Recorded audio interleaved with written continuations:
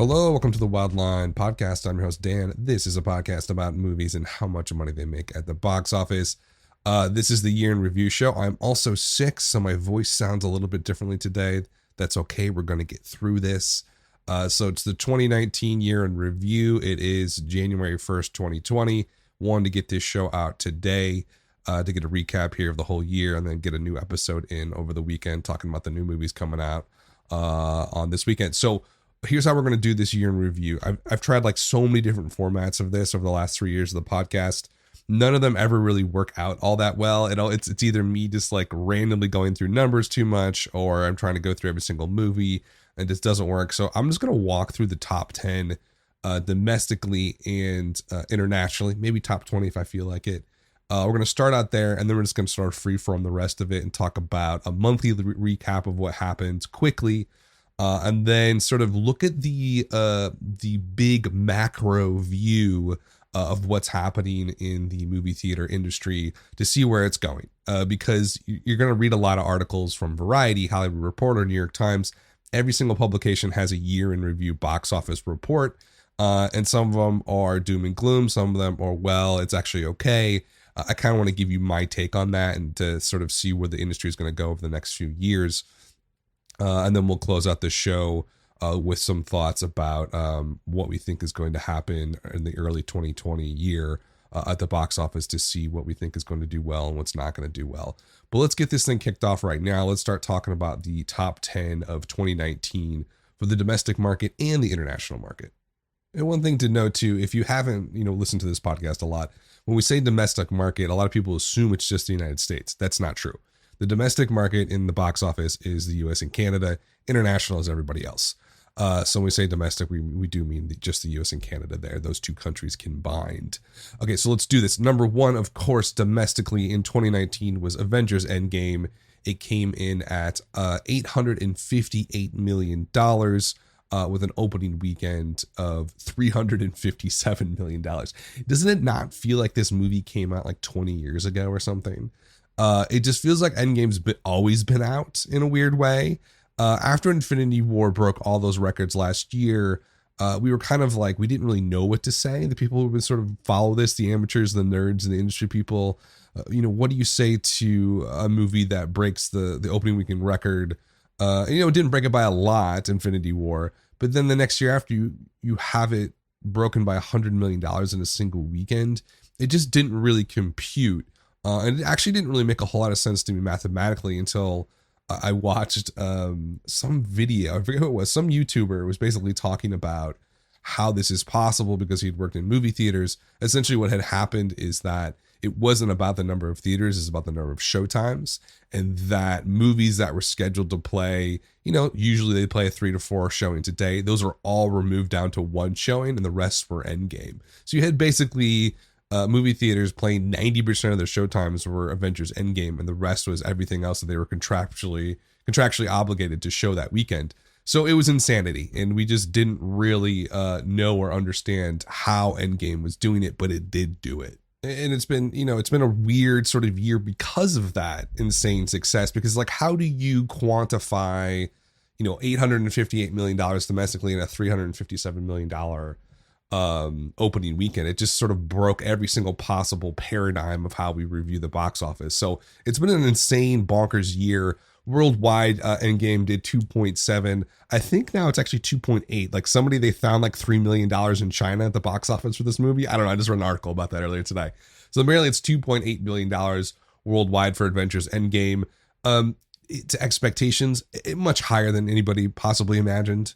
Especially when you talk about the domestic market, the thought process that this would, push Force Awakens, possibly the domestic, didn't actually do that. But, opening weekend, it beat it by over $100 million. So like, it was insane.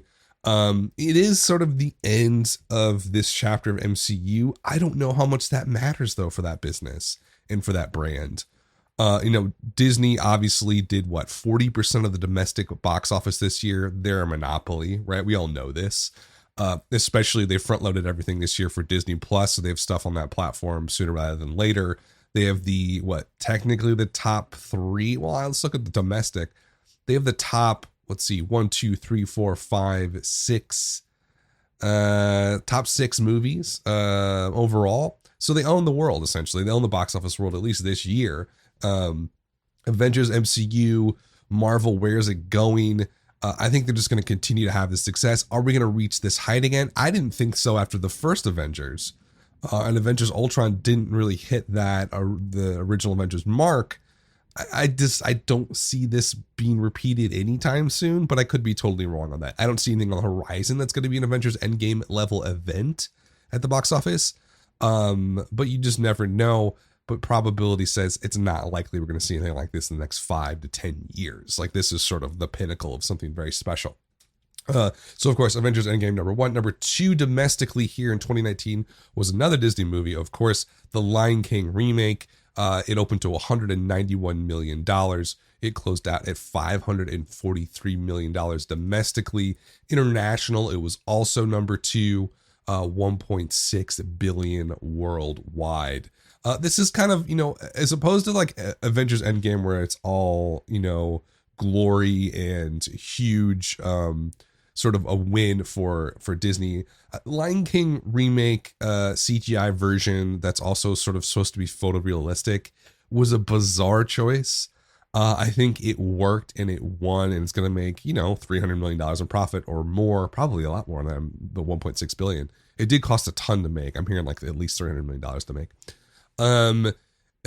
It's not necessarily a mixed bag. It's just like when you look at Endgame, you're like, oh yeah, that was an amazing event. When you look at Lion King, it's sort of like, God, it made a lot of money, but nobody fucking likes that movie, right? Nobody is saying, oh, the Lion King remake was amazing, I want to go see it again. The only thing I've heard from people anecdotally and through everything, critics and stuff, critics hated it because it looked weird.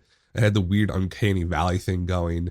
The music didn't really match up to the visuals all that well, which is why you do animation in the first place. It's supposed to be sort of in sync. And so it wasn't here with this movie. So it made a ton of money. The masses enjoyed it, but there's sort of a bad taste in everybody's mouth from it because it's sort of like, why did you remake this? It was so unneeded. It felt like a total nostalgia cash grab, and it worked. The question is it going to work again? I don't know that it's going to. I think this is sort of, I want to say the last straw, but like it does that taster version that people get from seeing a movie and spending $1,500 to take your family, and it's just okay, which I think is what you can fairly say about The Lion King. It's not a disaster. I mean, critics thought it was a disaster. The masses in general liked it. I'm guessing the verified audience score of Lion King is in the 80s, probably. But there is a sort of after effect that I think will take place with The Lion King. I think they're just going to be a little bit more careful with the remakes and try to have a more sort of bold vision for what they want to do and not just rehash an old movie. Because I don't know, the Lion King thing, if you look at the bottom line, is a huge, massive win. But when you culturally add it and the cultural response, it seems a little bit more muted and mixed than that. But financially, of course, 1.6 billion is nothing to scoff at. So that was number 2 domestically in 2019. Number 3, another back to the Disney treasure trove of IP, Toy Story 4 with $434 million. It opened up, I believe it was June, right? $120 million in its opening weekend, which was pretty depressed compared to tracking on that. Like tracking was looking at for 140. The nerds were thinking 150, 160. I was thinking at least that high, but did open at 120. Amazing legs, of course. So 434 domestically. In terms of the worldwide chart for Toy Story 4, actually ended up 3 spots lower in the number 6 spot, just over $1 billion, $1,073 million worldwide take for that one, which I guess is a little bit surprising to me because I felt like Toy Story 4 would be a huge worldwide property, but maybe not. What can we say about Toy Story 4? Seems like a very high quality movie. Critics loved it. Audiences really liked it as well. But again, I get a similar sort of vibe with the Lion King situation. Was this needed? Did you need to make another Toy Story? Toy Story 3 is considered one of the greatest animation films of all time. I didn't like it that much, but everybody I know loves that movie. And it was very well done, I have to say. Why are you bringing back a fourth? You didn't need to. Obviously, with the money situation, over $1 billion worldwide, you can't argue with that. But again, like Lion King, it just seems like there is a lack of sort of risk taking on Disney's part with doing new IP. Now, next year is going to be totally different. This year's just weird because they did front load everything to get everything on Disney Plus, and this is sort of their throwback year. Let's bring back every old property we ever had. Let's get a movie. Let's set it for 2019, and then when Disney Plus launches in late 2019, we can put those on those platforms. Everybody's going to be happy. Next year, I believe 7 out of their 9 films is original IP and not a remake or part of a franchise, I believe. I could be wrong about that, but I read that, I think, in Variety or maybe New York Times. This is just, it's a weird year.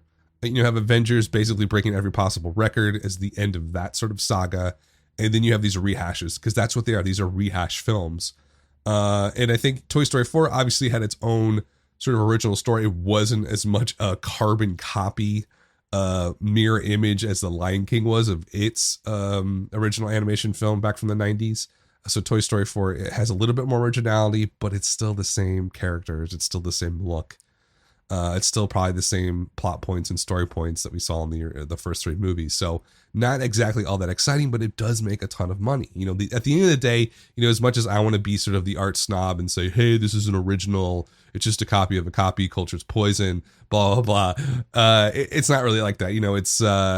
It's essentially, these are products. And if you brand something appropriately, The Lion King has been the most popular movie of the last, probably 30 years, one of them. So all you had to do was remake every shot in a new sort of sheen over it, and people are going to show up and see it. Same thing with Toy Story 4.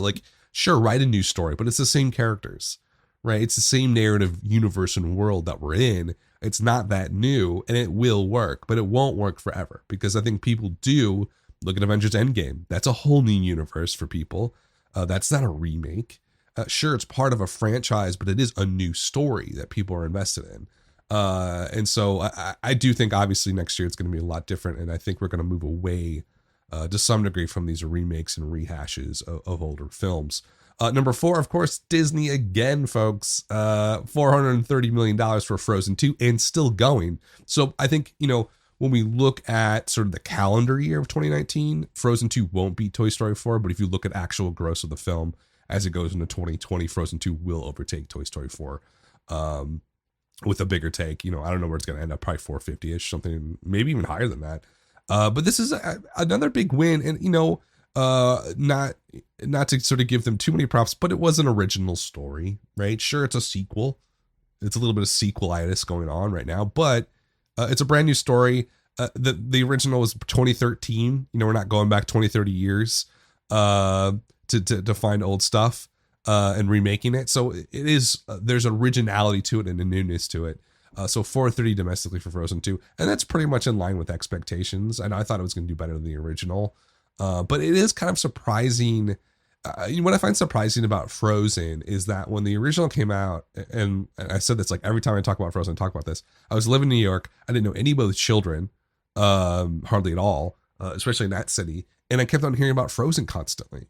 As someone a single dude working in New York with unmarried people who don't have kids, why am I hearing about Frozen? But it was one of those cultural moments where everybody was talking about it for weeks on, months on it, that entire winter of 2013 and 2014, I believe. With Frozen 2, it has performed incredibly well. Number 3 in the worldwide charts, $1.2 billion so far.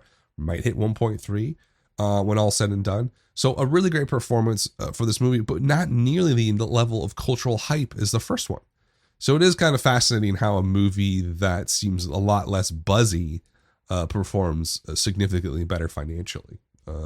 Just one of those weird things about the box office in general. Sometimes it's not all about hype. Number 5 domestic on our list is Captain Marvel, $426 million domestically. Let's what this thing do worldwide. Captain Marvel is number 5 worldwide, $1.1 billion overall. Again, Disney. So the top 5 movies, Disney. I don't want to hit that too much, but it is there. Of course, they own the box office and a little bit of monopoly going on. So Captain Marvel, what was the expectation for that? I think the expectation was, it's a Marvel movie.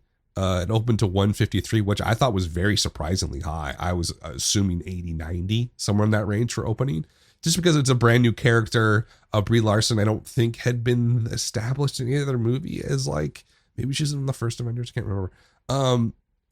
So it was a little bit, there's a newness to it. It wasn't sort of one of the, let's say, top tier Marvel characters, specifically that it was super well known. But Black Panther kind of showed us that like it didn't have to be a Spider-Man or a Batman or a Superman comic book hero to get a massive opening. You just have to create a really interesting trailer and look to the movie and hook people in, and that's what happened. This is kind of an insane run for Captain Marvel. $426 million domestically is, beats the Wonder Woman phenomenon. What was that, 2017, I think? So that's pretty amazing that it did that. And I think the response to the movie was, Marvel is one of those things where it almost doesn't matter what the quality of the movie is. And not to say that Captain Marvel was bad. I don't think that it was. I think it was I've seen it. It's a very sort of cookie cutter MCU movie. But in the same way that Lion King makes over $500 million domestically, the quality to me wasn't there to make $500 million, but it did. For Captain Marvel, if I just saw that movie outside the context of, following the box office and stuff like that and just saw it for what it was, I would be like, yeah, this is probably like a $200 million movie, $150 million movie overall. But there was something about it that captured the zeitgeist this sort of spring. And the spring is kind of this new box office. Like the March month is like the new June or something. Just March has become this big month at the box office, I think because of the Easter holiday. For whatever reason, spring break, stuff like that. It's just people show up to movies then. They showed up for Captain Marvel in droves. And I think it's one of the bigger sort of stories this year that a movie from a kind of unknown character in the MCU world can open to 150 and close out at 426. It's just they have a factory of hit movies on their hands. And the quality, and this is gonna, people might hate me for this, but like the quality just isn't, super top shelf. It looks good. The CGI is fantastic. The editing's good. The sound's good. The writing's just not there. But it doesn't really matter because like it's an MCU movie and people are going to show up for MCU movies no matter what. Brie Larson, a lot of people love her. And it was the first, I guess, female focused film in the MCU universe. So I think a lot of women showed up to support it. But it just goes to show you that, at the end of the day, it's all about spectacle. You have to create a spectacle. And if you create a spectacle, the quality of the film, especially the writing, doesn't really matter that much. And so Captain Marvel has done quite well for itself here. $426 million domestically, worldwide at $1.13 billion. Okay, we have to do it. Let's talk about Star Wars. Number 6, Star Wars: The Rise of Skywalker, $390 domestically. Worldwide, we're looking at only $774. A lot of that is an underperformance in China. So in China, they don't like the Star Wars movies all that much, but I had no idea. It's only going to do like $19 million total. Skywalker is in China. Last Jedi only did 40. Like, what? This is like Aquaman made like what, $200 million there or something crazy. It doesn't make a whole lot of sense to me why they're not into it as much as the rest of the world. But what can we say about Star Wars Rise of Skywalker? It's an underperformance. Opened at 177. I thought it was going to be like 240, 250. That didn't happen. Where's it going to end up domestically? You're probably looking at low 500s. I thought 600 was a shoo-in even after opening weekend, but it's just not held on as much. Maybe it does 550, mid 500s. Worldwide, I'm not sure. A billion looks like it's a given, but I don't know how it's going to play out. So overall, it's an underperformance. What has happened essentially is the Star Wars brand has been overexposed. It also has become the center of a cultural sort of conflict, especially in America, where The Last Jedi specifically, say what you want about the film, all the objective numbers said people loved it, but like there was online sort of hate for the film that really spread wide all over the place. And that sort of led up to the bombing of Solo, which was just a shit show to begin with. And then, that taster version I talked about with Lion King, that's going to happen on the next remake with Disney, that hit Star Wars on The Rise of Skywalker. People didn't like Solo as much. It was kind of a mess. And The Last Jedi, what ended up happening is that people saw it. I saw it and I fell asleep. I thought it was boring. But I'm not like a huge Star Wars fan. But I think overall people just got sick of fighting about Star Wars is what happened.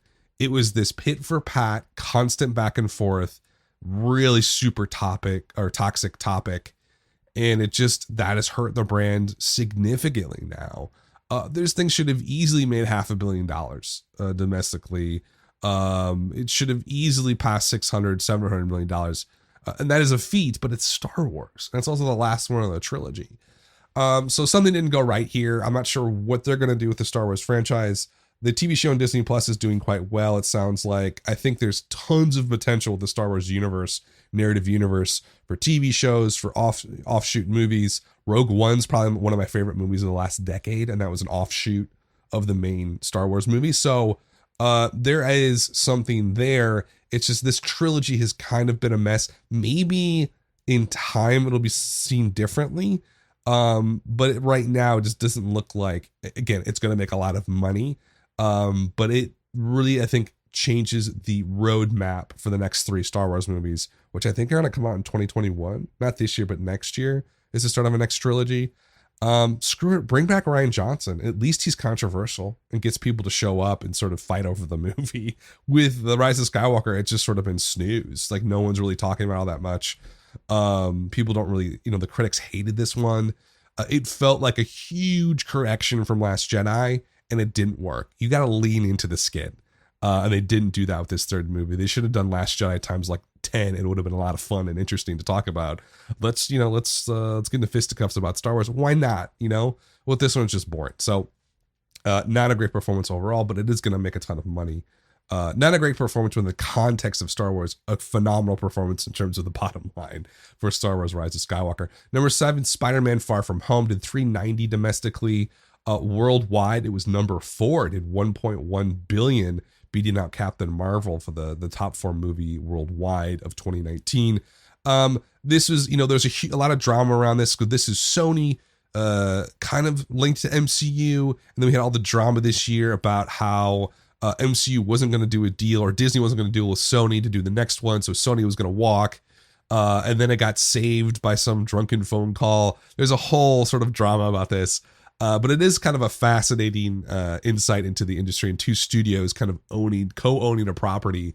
And then I guess Kevin, what's his name, Feige, is going to be a part of the next one. I don't know. So $390 for this. It's really good. Opened up to 92. That's a little bit lower than I thought. But the one thing about Spider-Man movies that I know is that, unlike a Captain Marvel or sort of the Avengers stuff, there is this old school built-in love of this character. It's same with Superman, same thing with Batman. I mean, Spider-Man has just been at the forefront of comic books for whenever it came out. And so there is old and young people do really love the Spider-Man character. So they definitely showed up for this in droves worldwide. $390, just shy of Star Wars right now. $390 domestically, and then it ended up at $1.13 billion worldwide. So I think it was, and that was legs mostly. Well over, I'm trying to look at the well over a 3x multiplier, like an insane multiplier. Is it over a 4x multiplier? I gotta do my math here. So it opened up at 92. You'll probably do it mentally in your head before I can do it on my calculator. Ended up at 390. 4.23x multiple for the 10th film in the last 20 years of Spider-Man. That's insanity. That to me is like a god level top shelf character that will make print money. As long as the movie's decent, people will see the Spider-Man movie over and over again. So huge win for Sony on that, and a huge win for Disney as well, and for both of them to sort of coming to their senses and making the next movie together, because I think it's going to make them both a lot of money. Okay, Aladdin was number 8 domestically in 2019, $355. This one was a huge bet. When the first trailer dropped, it looked like a total mess. It looked like Shit Show Express with Guy Ritchie as the captain of the ship. A little mixed metaphor for you there. So what happened here? I think people showed up to it again with the Lion King thing. Aladdin is one of the most beloved animated movies of the last 30 years, easily. So every generation knows about it. My parents know about it, who in their 70s. I know about it in my 30s, and like my nephews know about it, and they're like 8 years old. So it's one of those 4 quad movies where it's just the perfect nostalgia sort of high. Was the movie good? Critics didn't like it all that much, but it doesn't matter. So did 355 domestically, worldwide did $1 billion. That is a huge win for Disney because of the context of what was happening there. Now, if you had Aladdin, the same sort of setup, live action, You didn't have Guy Ritchie involved, and that first trailer didn't drop, and that weird CGI Will Smith thing didn't drop, I would have been like, oh yeah, it's gonna make $400 million easy. But all of that baggage included, it was sort of like, oh man, this thing may tailspin on the ground and only make like $100 million, like a Dumbo situation, which made 114 this year in the 20th spot. But that didn't happen. People showed up, they liked it, they loved the songs, they got back into it, and they went to see it over and over again. So a big surprise, I would say, that Aladdin did that well and ended up in the 8th spot in 2019. Number 9, I think, is the biggest surprise of the top 10 by far. Joker did $333 million domestically, worldwide, $1 billion, $60 million, beating Aladdin. Like, that's the thing. If you had said that last year, if Joker's going to beat Aladdin, this $40 million dark, gritty bio origin pick, starring Joaquin Phoenix, directed by the Hangover director Todd Phillips, you would have been, there's no way. I would never take that bet in a billion years. But that's why you follow the box office, because there's always these massive surprises. So what happened with Joker very quickly? It was hype machine. The moment it started, the first image dropped, you could tell on Reddit this is going to be different. It wasn't going to be part of the normal DCEU stuff. It wasn't even going to be part of like the Marvel stuff. Like, I guess the only sort of precedent here would be a Logan, which is sort of a dark adult version of a comic book movie. And this was like that times 10 and more indebted to like Scorsese's King of Comedy, like 1970s gritty New York films. And then someone even brought up it as sort of like a tribute to Henry, the Portrait of a Serial Killer, which is one of the most unnerving, disgusting films I've ever seen. Important art, but like never watch it more than once. And so there's extremely dark elements and undercurrents to this. For this to make $333 million, I think is the biggest surprise by far at the box office this year. It changes everything about the comic book movie genre. It's funny, you have Avengers Endgame, breaking every rule in the book, and then you also have Joker doing so well. The comic book movie genre has just become a wider and wider tent, and there's a lot more uniqueness and idiosyncrasies and eccentricities that are allowed in that tent now. Something like a Joker couldn't have been made 2 or 3 years ago. There's no way. But now it fits. Now you can sell a hard rated R movie. A lot of that comes from Deadpool doing so well with a hard R rating. Because Joker doesn't get made without Deadpool doing so well, however many years ago, 4 years ago. So it is. I think it's one of the bigger stories of the box office and the movie theater industry this year. We're going to see a lot more movies like this. I don't know if it can be replicated though. It seems like one of those lightning in a bottle moments. We have Joaquin Phoenix, you had Todd Phillips, you had the right studio at the right time, the right budget, the right release schedule. The hype. The reason this made $333 million is it won the Golden Lion at Venice. And that hype, like the hype just kept building and building and building. So people just felt like they had to see it. But that was number 9 at the box office domestically at $333 million and over $1 billion worldwide. Amazing. Number 10 and climbing would be, it's not climbing. I was thinking about Jumanji. It Chapter 2 did 211 domestically. What did it do worldwide? Is it even on the world? Yeah, it is. It only did 470 worldwide. It's horror movies, folks. I don't even think they can release it in China because there's ghosts in it. So 211, a good performance. I thought this was more like a $300 million movie. It was too long. The reviews weren't great. The original hype, and I talked about this a ton on the podcast, the original hype for the first one, it was like a year-long hype process. For the second one, it was like, oh yeah, the second one's coming out like 2 weeks before it came out. It just wasn't there. So it opened up a little bit, definitely below expectations at 91 million and closed out with not a great multiple at 211. It is a horror movie, rated R horror movie that is expected, but the original did change the game for the horror movie genre, and this did not do that. So it's, I think financially they're going to be fine with that. I think it's more of like a small profit break-even territory, but not nearly to the expectations of what that film, they wanted that film to do overall. So that's the top 10. I mean, quick hits outside the top 10 we can talk about. Jumanji Next Level is at 192. That'll cross over to 200 easily. It's going to be a massive, huge multiplier hit, just like the first one. Us was at number 12 at 175. Fast and the Furious Hobbs and Shaw at 173. in the 12, 13 spot. John Wick 3 with 171 in the 14th spot here on the domestic chart for 2019. How to Train Your Dragon, The Hidden World, 160 in the 15 slot. Right below that, and number 16, The Secret Life of Pets 2 at 158. You know, like, when you look at this, Us is an overperformance, huge win. Fast and Furious felt like okay performance. I thought it would be a lot better than that. John Wick, huge overperformance for that movie, phenomenal. We're gonna get another one of those. How to Train Your Dragon, I think the expectations 160. Secret Life of Pets in the 16 slot, underperformance, pretty massive underperformance for the first one. Pokemon was in number 17, did 144. I still can't read this movie. I don't think that it did well, but like, people are telling me that it did. I just 144 for that movie. The hype on it was massive. I think it's an okay performance. I don't think it's a huge flop. It certainly didn't break out, but kind of one of those middling performances. Big surprise here, number 18, Once Upon a Time in Hollywood did $141 million. Did 370 worldwide. That is a huge surprise. To me, that's kind of up there with Joker, like a Quentin Tarantino film that didn't really have, I mean, you had Leonardo DiCaprio, okay, you got Brad Pitt, you got Margot Robbie, so you have these huge stars, so I guess that helped a ton. But it's still a Quentin Tarantino movie, kind of a weird, Hollywood love letter type thing going on.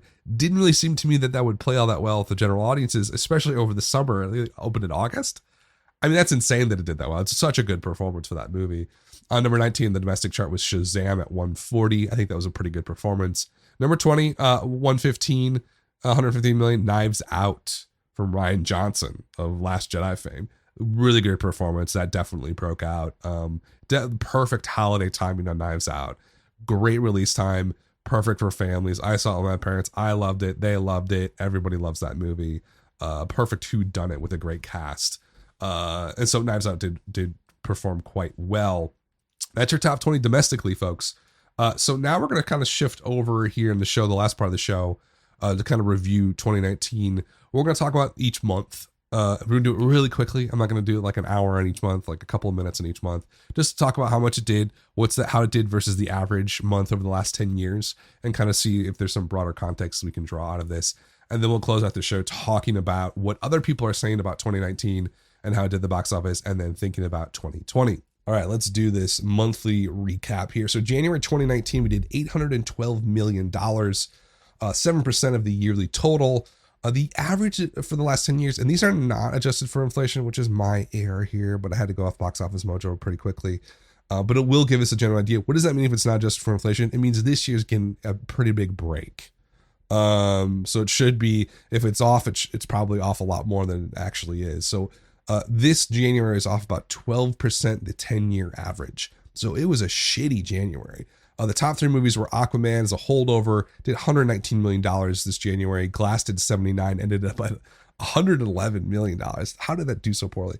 Upside, huge win for STX, did $66 million in January, closed out at 108 total. So a lot of hangover here, as usual, it happens in January.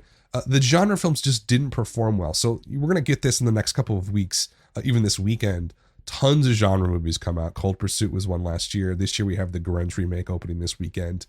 January is a dumping ground. We have Underwater coming out with Kristen Stewart and TJ Miller. Looks awful, like $100 million awful film. So if those films don't perform, or the holiday movie Hangover doesn't go very well, we have the January like we had this year, which is way off, 12% off. And then February is kind of a similar story. We did $624 million in February 2019. The 10-year average is 766. We were off 18%, even more terrible February than January. A lot of that has to do, Lego Movie 2 was the number one movie grosser in February 2019, did $85 million that month, closed out at 105. Not a good performance at all for that movie. How to Train Your Dragon did all right, did $67 million that month, closed out at 160. It was the number 2 movie in February. And the number 3 movie kind of points to why it was such a shitty month. Alita Battle Angel did $65 million that month, closed out at 85. Underperformances. How to Train Your Dragon did expectation. Lego Movie 2, Alita essentially bombed on some level. So really off year here in February. March we rebounded because we had Captain Marvel. So we did $962 million this March 2019. 10-year average was 868, so we're up about 11%. Captain Marvel, Us, and How to Train Your Dragon all did well. Captain Marvel ended up doing $353 million in that month alone, then closed out to 426. Us, which is a really great success for Universal and Jordan Peele, original horror movie. Just love to see something like that do well. It's also just, I think, easily in my top 10 of the year. I would say so. I love the movie. $127 million it did in March 2019, closed it at 175. And then How to Train Your Dragon was a holdover. It did actually more in March than it did in February at $85 million in March alone. So March did well because of Captain Marvel and Us, but specifically Captain Marvel overperforming as much as it did. It's just an amazing sort of run for that film. And then, March is and does feel kind of like a blockbuster month now. It seems that like January and February has faded a bit as importance. They never were that important, but now March has just sort of become this peak. And then April this year, we broke the $1 billion mark. We did $1.034 billion. We were up 31% over the 10-year average. Can anybody guess why? Avengers Endgame, of course, did $427 million in that month alone, and it opened up the last weekend of the month. Closed at 858, of course. Shazam did okay at 132 that month, and Dumbo, a flop, did $61 million. That just goes to show you, we overperformed that much, 31% over the 10-year average in April because of Avengers Endgame. I mean, it is more than anything, the market in the box office has become so incredibly top heavy. And a lot of that, as we get to the sort of what other people were thinking from Variety, New York Times and stuff, we'll talk about that a little bit. But the box office has just become the have and have nots. And Avengers Endgame is the haves, and Dumbo is the have nots, even though it's the same company. So April was fantastic. May was also great. We did $1.077 billion, up about 8% over the 10-year average for that month. And again, Avengers Endgame is the culprit here. $382 million in May alone. Aladdin overperformed. Well, not maybe overperformed, maybe performed expectation for that brand.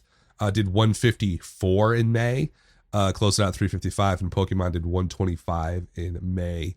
Again, story of Disney ruling everything, and Avengers Endgame being so astronomically a strong performer here that like it overwhelms everything else and pushes the month, the entire month to 8% over the average. June kind of flat, 1.15 billion. Average for the 10 years, 1.13 billion. So we're up about 1 to 2%. Toy Story 4 was the biggest earner that month, 238 for just the month of June. Aladdin is a holdover, and Secret Life of Pets was number 3, did $131 million alone that month. So flat. Also had Avengers Endgame, its third month in release, probably doing quite well. July, we were up about 2%, 2 to 3% over the 10-year average, did 1.29 billion. Normally about 1.26 billion is the 10-year average for July. Lion King is the winner here. $385 million alone in this July. Spider-Man, another big win, $351 million that month alone. And then Toy Story 4 as a holdover did $162 million in July 2019. Again, what we're seeing here is franchise films, sequels, remakes, all sort of owning everything. Is there anything in the top 3 here that isn't kind of a remake? I'm thinking like the entire year. I guess Us. I mean, Shazam maybe, but it's kind of based on a comic book. But I mean, like Glass is a sequel. Aquaman's a comic book movie. Maybe Alita Battle Angel, Upside, and Us are like the only 3 movies talked about in the top 3 for each month that were truly like original IPs. And I guess Alita was also like a graphic novel. So you have Us and The Upside. And The Upside's a remake from a French movie. So basically you have Jordan Peele making Us as the only truly original film this year in the top 3 from each month, which is not that surprising. Okay, let's talk about August 2019. A little downtick here. Last August, I think, was very strong. We did $837 million this year. Normally do 878, off about 4 to 5%. Fast and the Furious here did 154 in that month. Lion King holdover did 133. Once Upon a Time in Hollywood did $72 million. It really held on. Ended up doing 141 overall, but just a little bit down this summer. I think a lot of that has to do with, they didn't open a ton this summer. this August. That happened back in 2017. Remember, I called it the great box office crash. It was hilarious. Like, they just forgot to schedule for like an entire month. All the major studios were like, we're not going to touch August this year. This year they put some big guns out there. I think Fast and the Furious is one of the bigger reasons why it underperformed. I thought that movie would do a lot better than 173, and it did not. So a little bit off on August. September was way up 15%. Most of that's It Chapter 2, which did 191 million. Hustlers overperformed at 81 million. Downton Abbey really overperformed, did $60 million in that month alone. Just a lot of winners, like Hustlers and Downton Abbey were big surprises doing that well. It Chapter 2 wasn't that big of a surprise. Actually, I thought it would do more than this, but it helped sort of pop that month, 14 to 15% over the average. We did 686 million. Normal's just about $600 million for that month. October, also a big win, 15% over the average. We did 781 million.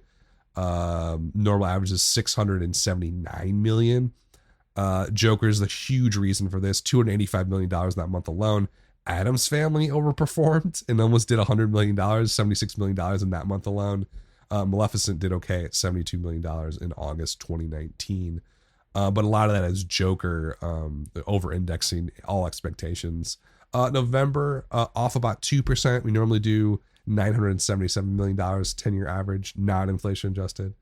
We did $958 million this year. Frozen 2 was the lead, $269 million that month. Ford vs. Ferrari, really strong performer here. Although I thought it would go higher. It's at 106 right now, but it's mostly out of theaters. It's on digital, I think. It's getting close to being on digital. Did $78 million in November alone. With an A+ cinema score, you're thinking this thing's going to make it, $200 million or something. I thought it was going to make like 140, 150. I was way off on that. But it did help push. Maybe it was the top 3 in November. We're off about 2%. Terminator Dark Fate, I think, is one of the real reasons we didn't hit that number in November, the 970, almost $1 billion. If Terminator Dark Fate performs to expectation and does well as a Terminator movie, I think we easily hit $1 billion, but it only did $60 million in that month and closed out at $62 million domestically. How is that possible for a Terminator movie with Linda Hamilton, and Schwarzenegger was back, wasn't he? So that brand is so dead. They have beaten that brand into the ground. It's gone. No young person looks at Terminator and thinks, oh, that's a great franchise. They're sort of like, yeah, I feel like those last 2 movies are all terrible.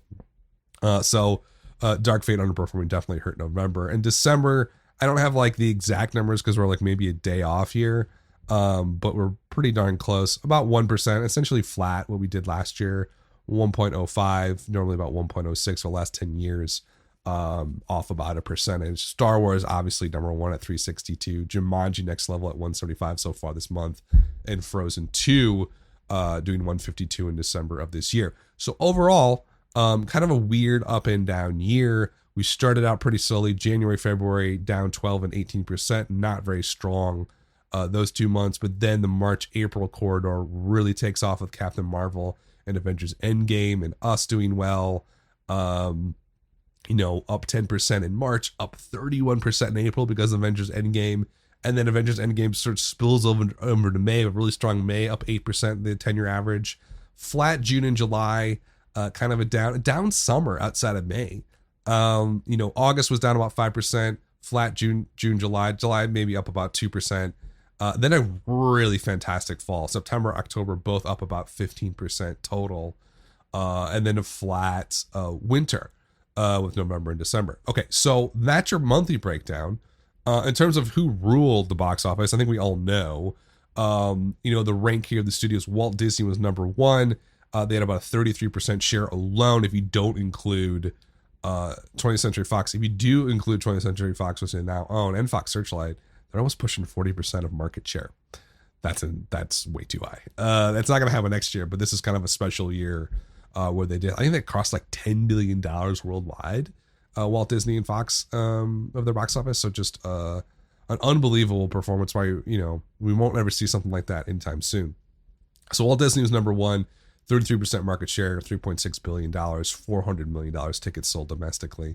Warner Brothers is in second, 14% market share, $1.5 billion. So not even close to Disney, like not even half of what they did. Universal was number 3 with 1.3 billion, 11% market share. Sony Pictures was number 4, 1.268 billion, 11% market share. So them and Universal pretty tight there. Lionsgate, 7% market share, about 768 million.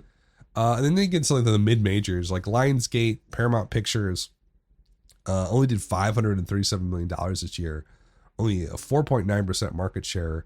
20th Century Fox, kind of shutting down essentially, but it's a really rough year for them. Only at 4% market share for 20th Century Fox.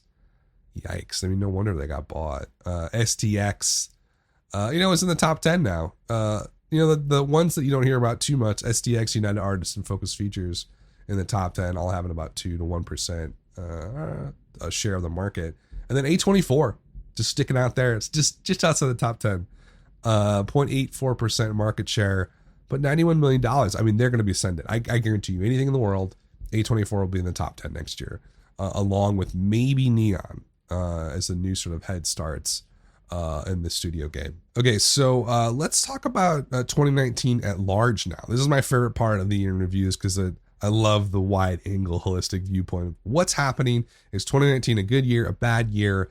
There's tons of articles being released right now about this. They've thrown out the number $11.4 billion. That was off 4% or 5% last year.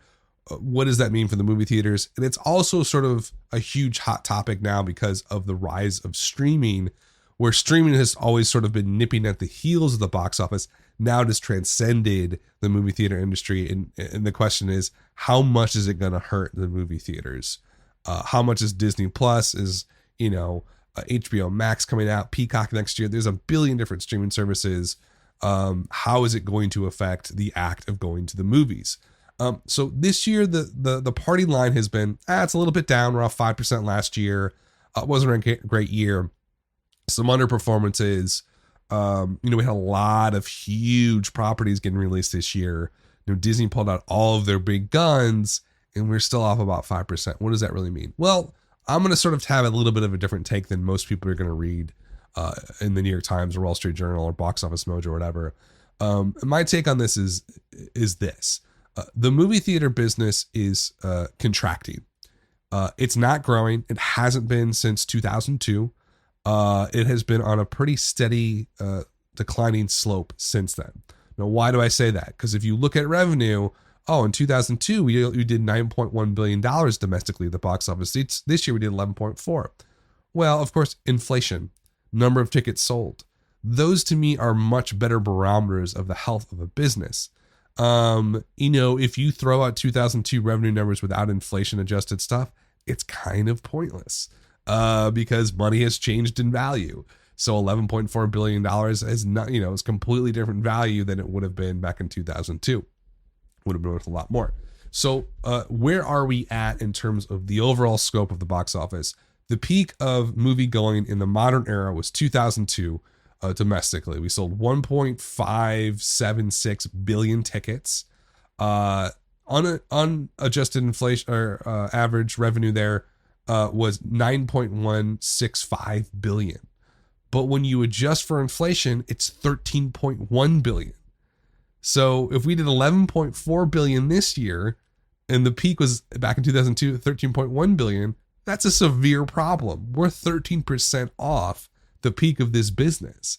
So when I read these articles about people saying, it's fine, $11.4 billion, it's not that bad versus last year, that's fucking bullshit. Like, this industry is not growing. And the fact that people constantly sugarcoat this and think that somehow, no one's saying that movie theater going is going to go away. It's not going to die out completely. It'll always be around, but it will continue to contract over the next 5-10 years into a smaller and smaller industry. And that's okay. That's part of, business and capitalism. People are going to spend their time at home streaming movies instead of seeing them in theaters. That's a given fact. And that's one of the major reasons why the movie theater and box office has contracted over the last, few years, and has been on downward slope essentially since 2002. So what does this sort of mean? And think about 2002, broadband internet became pretty common in 2004, 2005 and on. Streaming became popular around 2010, 2011, and has only grown since then. And now it is like a much bigger industry than the movie theater industry. And that's just a streaming entertainment, video, TV, and film. So, we're off 13% this year from the peak of the industry. Last year, we're off 7%. The year before, off 11%. In more recent years, it's actually not the worst year we've had in the 2010s. The worst year we had in the 2010s was 2014, where we only did about 11.2 billion versus 11.4 billion. That is adjusted for inflation. So 2014 was definitely the worst year this decade, but this is the second worst year in the decade. So, there's a lot of sort of quotes here from articles. Here's one from Variety I thought was interesting. The slide in revenues, and this is a direct quote, the slide in revenues is still disappointing because it occurred at a time when Walt Disney Studios put nearly all of its major franchises on the field. That's a huge point. It's not only down versus the peak, it's not only the second worst year in this decade at the box office, we also had a very special year. What would have happened if Avengers Endgame didn't come out, if Lion King didn't come out, if Toy Story 4 didn't come out? Basically, Disney stacked the deck this year with these huge, massive brands. So in one way, we're almost kind of lucky that it wasn't worse. Because I do think there's an argument to be made if those didn't get released, then other more original movies would have got released, and maybe the market goes up and they do more people who see stuff because they didn't want to see Lion King, screensaver for the 30th time. So that there's an argument to be made there, but that's a tough argument because those movies did bring out, Avengers Endgame made over $800 million this year domestically alone, $2.8 billion worldwide. So it's hard to argue that not having that would have helped the box office, but you could make that argument. So the box office is going down. It's not a growth industry. It's incredibly fascinating to follow. But anybody who tells you that the box office is healthy or the movie theater industry is going well is lying, or they don't really understand how the industry is working. This thing is contracting. The major theater chains are going to merge because that's what happens in this sort of hyper competitive, contracting market environment. AMC, Regal, now that the Justice Department has knocked down the law where a studio can't open a movie theater, Disney's going to buy Regal or AMC. Netflix is going to try and do the same, or maybe Amazon. And the whole industry is really going to be upended over the next 10 years. But I just want to make it clear that this is not a growth industry. It is a fun industry to follow. It's amazing. I've found it incredibly fascinating to follow over the last 20 years. But the peak of this, in terms of money and ticket sales, and the popularity of movie going, was 18 years ago. And that's probably not going to change. Now it will level out. This year was particularly bad, 13% off the peak of the industry, second worst of the decade. It will level out, but it's still going to continue to contract when you look at adjusted inflation revenue. So, I just want to throw that out there. And why is that happening? Well, there's a lot of reasons. Obviously, the streaming thing, entertainment distribution has totally changed over the last 20 years. And that's why the industry is contracting. One reason. Another, and that's cable TV's become obviously a better option for a lot of people. Streaming online has become a more convenient option. The type of movies and TV that are available. Back in 2002, if you wanted to watch, a season of Scrubs, you'd have to rent the DVDs from your Blockbuster or from Netflix. Now you just stream it on Hulu, and that's totally changed the game, right? So with films too, if you want to, it's interesting because you wouldn't think it would hurt the box office that much because of the release window. So if you want to see the new Avengers Endgame, you probably want to see it in theaters, but let's say you didn't want to, you still got to wait 3 months to see it on digital. So there's still that exclusive release window that is protecting the box office in the market, but Netflix and Amazon are trying to destroy that very quickly. I don't understand why. I mean, I can't understand from a business perspective and a short-term business perspective, a long-term business perspective, you're destroying exclusivity of content, which devalues the content, which hurts you as a business at the end of the day. Think of how much money they could have made from The Irishman being in theaters. Millions upon millions of dollars, easily. But they decided to go with the sort of Netflix release. And I'm sure, look, millions upon millions of people are seeing that movie that would not have seen it. But where's the revenue? You know, like it just doesn't. Someone watching Irishman on Netflix does not translate anywhere near the amount of money that someone would have to spend to go see it in the theater. So they're taking a huge gamble and risk on that. That's sort of the future of distribution. But is it the future business model of movie distribution is the question. I don't think that it is. I think that there is a middle ground that has not been found yet between releasing something in a movie theater and just dumping it on Netflix to be streamed. For, you know, think about it. Like, how many things do you stream on Netflix? What, you know, if you look at like the time you spend on Netflix and how much you pay a month, let's just say you watch like 3 hours of Netflix a day minus sort of weekends or something. Let's just say that puts you at about 15 hours of Netflix a week times 4.3 weeks. You know, you're watching about 60 to 70 hours of Netflix a month. Now, you know, compare that's $15, right? We're going to do this quickly. I know that I'm just trying to prove a point. Let's say it's 65 hours. You basically pay about 23 cents an hour. Now, the movie theaters, you know, you're paying at least $15 to go see a movie. And let's just say it's 2 hours, $7.5 an hour. That's the difference in economics. It's that divergent.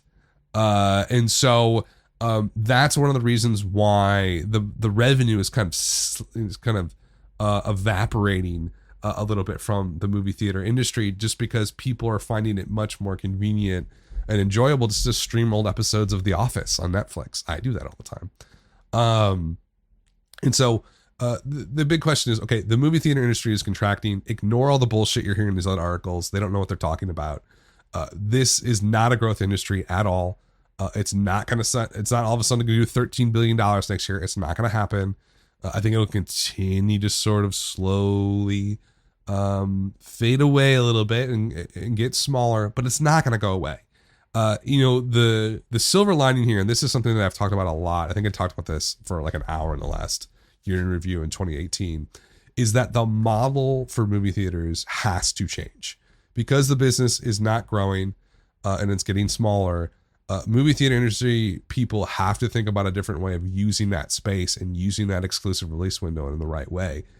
Alamo Drafthouse has the right idea. They have done incredibly well over the last year as the business has not.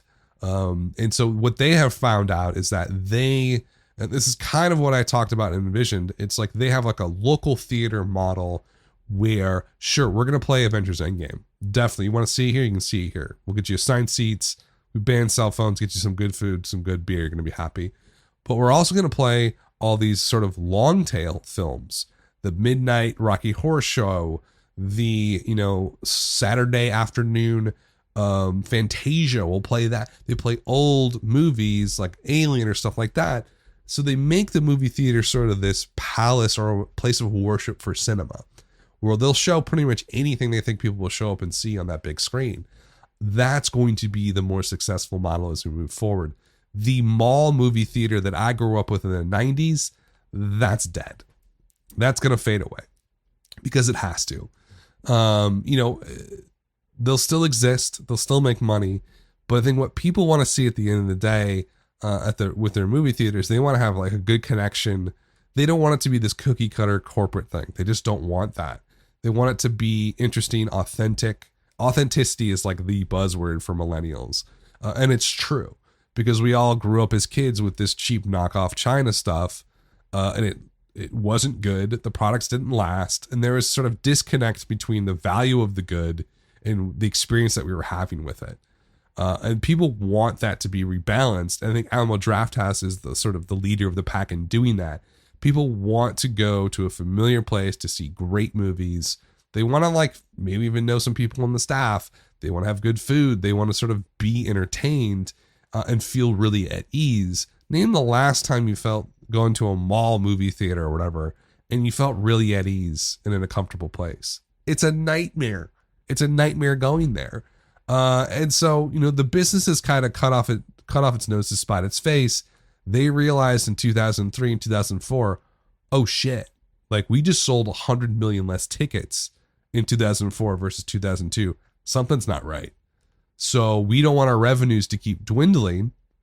You know, at that point, they were off $400 million from the 2002 peak in yearly revenue. So what are you going to do? So their thought process is, okay, we have to maintain our revenue, so let's start charging more for tickets. And you see this sort of ticket prices, you know, it was the average ticket price in 2002 was $5.81.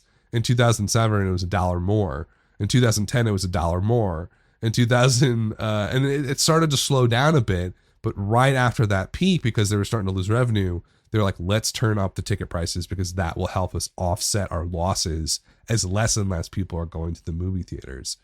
And that has really hurt them because the ticket prices now, I think it was $9.26 in the third quarter of this year. So it's super high. And that's the average movie ticket. I mean, go see Avengers Game opening night, it's like $20 a ticket easily or something like that. When you don't even sort of include the time spent, parking, concession. I mean, forget about it. You can be up to $30, $40 per person. You know, it is a business in transition. It is a business that has to change how it's doing or how it's delivering its product to people, because it's not going to, it'll continue to get smaller and smaller. Movie theater companies and industries sort of have to figure out how they can reconnect with the audience and get them to go more. And we've seen some examples of this. You know, Movie Pass is like this sort of dumpster fire that it was, proved one major point about the movie theater business and consumer. People love going to the movies. They absolutely love it. The problem is that the price is too freaking high to go very often. The average person in the United States and Canada goes to a movie about 4 times a year, tops 4 to 5. Half of the revenue of the movie theater business is not driven by those people. It's driven by about 12%, 11% of the total movie going audience who goes more once a month.